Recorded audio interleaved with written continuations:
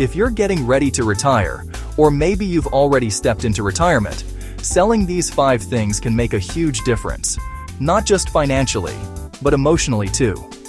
Most retirement advice focuses on what to buy or how much to save. But after 16 years of helping people retire, I've learned that one of the real secrets isn't about accumulating more. It's about strategically letting go of the right things at the right time. And I've found there are usually 2 types of retirees. First, those who ask, "Am I ready? Do I have enough?" And second, those who know they're ready and want to maximize their go-go years, traveling, exploring, and finally doing the things they've been putting off. Whichever camp you're in, these 5 things can free up money, time, and energy for what matters most. And stick around until the end, because I'll share a quick 3-step framework to help you decide what's worth keeping and what's time to release.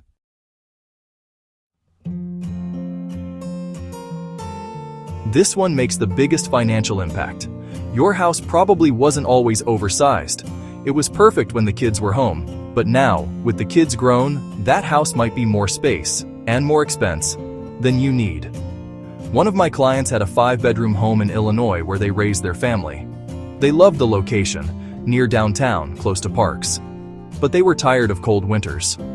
So they sold the big house, used the equity to buy a summer condo in the same neighborhood, and spent winters down south. That move freed up $200,000 in equity, cut $15,000 a year in maintenance and utilities, and gave them flexibility to live where they wanted. More importantly, they stopped being house managers and started being life managers. So 2, stop financially supporting adult children at your own expense. This is one of the hardest shifts to make because it goes against our instincts as parents. We want to help our kids, and if we're able to, that's great. But too often I've seen people delay their own retirement or drain savings to support adult children who could stand on their own. If you're around 60, you might have less than 1,000 weeks of healthy, active time left. Your kids have decades to earn, save, and recover from mistakes.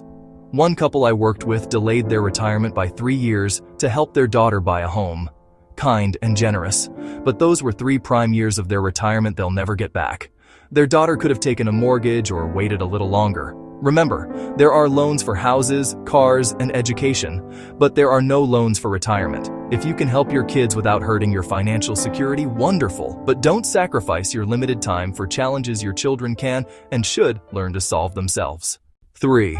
Sell expensive toys that have become burdens. This one's emotional for a lot of people. Boats, RVs, motorcycles, classic cars, things that once symbolized freedom can quietly become expensive anchors. Take my client Tom. He spent 20 years restoring classic cars, 5 of them, all pristine. They were his pride and joy, but by retirement, those cars cost him $12,000 a year in storage, insurance, and upkeep. When his wife pointed out that he was basically paying $2,000 every time he drove one, he laughed. But it stuck with him. Eventually, he realized he was keeping the cars for who he used to be, not who he was now. So he kept his favorite, the first one he restored, the one that truly meant something, and sold the other 4. He freed up $180,000, cut his annual costs by $9,000, and still had his favorite car to drive on weekends. He went from being a collector to being an enthusiast again. And that's the lesson. Sometimes keeping everything prevents you from really enjoying anything. 4. Downsize from 2 cars to 1. This might seem small, but it adds up fast. If you're no longer commuting, do you still need 2 vehicles sitting in the garage, depreciating and collecting dust? One couple I worked with ran the numbers. The second car cost around $3,000 a year between insurance, maintenance, and registration. So they tried a 60-day experiment, living as if they only had 1 car. It turned out to be easier than expected. They coordinated errands, carpooled, and found that most days 1 vehicle was more than enough. They sold the second car and used the proceeds for a trip to Europe, something they'd dreamed about for years. Sometimes less really does equal more. More flexibility, more travel, more freedom. 5. Let go of your work identity. This one isn't something you can sell online, but it may be the hardest thing to let go of. For decades, your career gave you purpose, structure, and recognition. But when you retire, that identity doesn't automatically go away. It just changes. One of my clients, Michael, was a surgeon for over 30 years. 6 months after retiring, he told me, "I used to be Dr. Michael Miller. Now I'm just Michael Miller." He missed that sense of contribution. So he started volunteering at a free clinic, partly to stay connected, but also to feel like Dr. Michael again. Over time, though, he realized his happiest moments weren't in the clinic.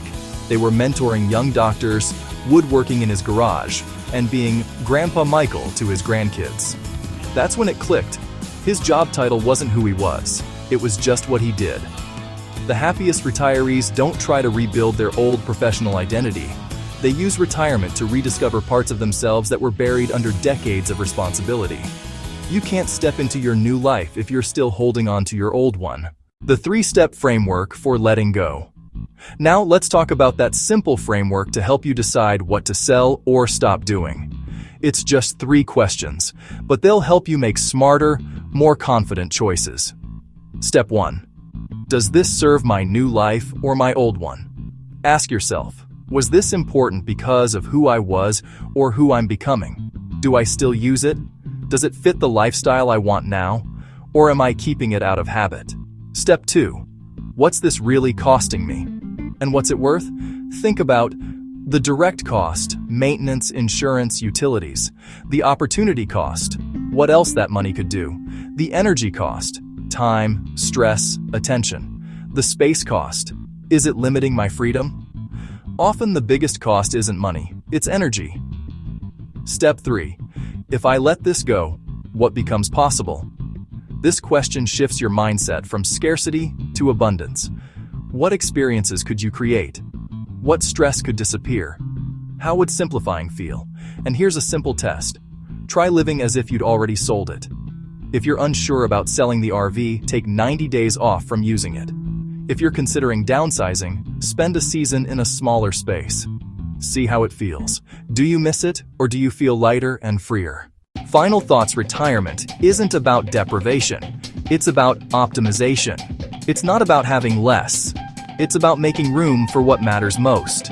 The happiest retirees I know aren't the ones with the most stuff. They're the ones who've learned the difference between what they own and what owns them. Every possession takes a little of your time, money, and attention. And in retirement, those are your most valuable resources. So protect them. Let go of what no longer serves you. Whether that's an oversized home, a second car, a collection, or even an old identity. And make space for the new experiences, freedom, and peace that this chapter of life can bring. Because retirement isn't the end of your story, it's the beginning of your next great chapter. If you found this helpful, give it a like so others can see it, and check out the next video for more ways to create a retirement that's not just financially secure, but deeply fulfilling. Take care, and here's to living your best years yet.